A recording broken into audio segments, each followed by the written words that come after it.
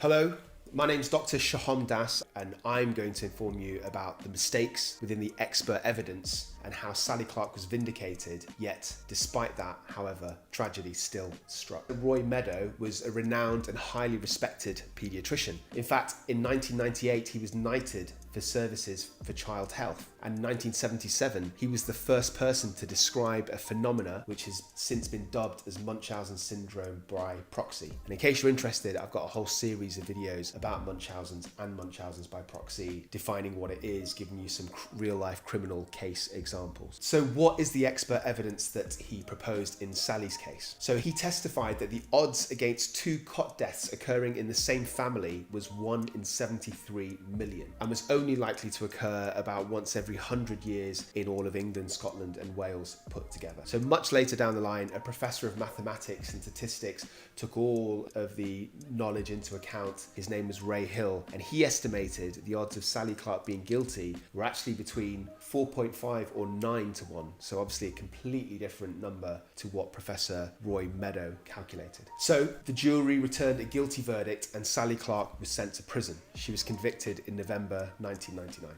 She was apparently frequently the target of other female prisoners, probably due to the fact that A, she was a solicitor, but more importantly, her conviction as a child killer. So to the shock of many public figures, including some expert statisticians, as well as people in the legal profession, there was a Court of Appeal case in October 2000, but that did not overturn the murder conviction. However, shortly afterwards, a campaigning lawyer was determined to find justice. So they obtained new evidence from another expert witness in the original case, and that was a Home Office prosecution forensic pathologist who had failed to disclose other important and relevant evidence, including some microbiological reports from medical tests. This indicated the second child had actually died from a bacterial infection and not from smothering, as the prosecution had claimed. So Clark was released from prison having served 3 years of a sentence already, but unfortunately the psychological damage was already done. Not only was she convicted of murder and imprisoned falsely, but she was targeted in prison, and then on top of all that, being in prison separated her from her 3rd infant. So she apparently never recovered from the psychological trauma, and tragically, Sally Clark died unintentionally in March 2007 from acute alcohol intoxication. The repercussions of this bled into Professor Meadow's other cases. So Sally Clark's release prompted the Attorney General, Lord Goldsmith, to review hundreds of other cases, and 2 other women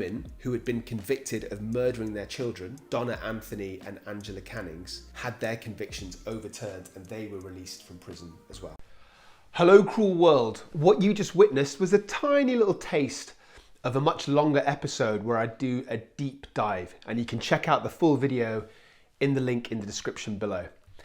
If you like your true crime with a twist of psychiatry, then you've got to check out the other videos on my channel, A Psych for Sore Minds. It's the crossover between mental illness and offending. I cover a whole range, a smorgasbord of topics, from high-profile true crime cases to individual psychiatric diagnoses to aspects of a criminality. There's something for everybody on my channel. Go check it out, have a blessed day, and whatever happens, stay euthymic, and remember, I love you.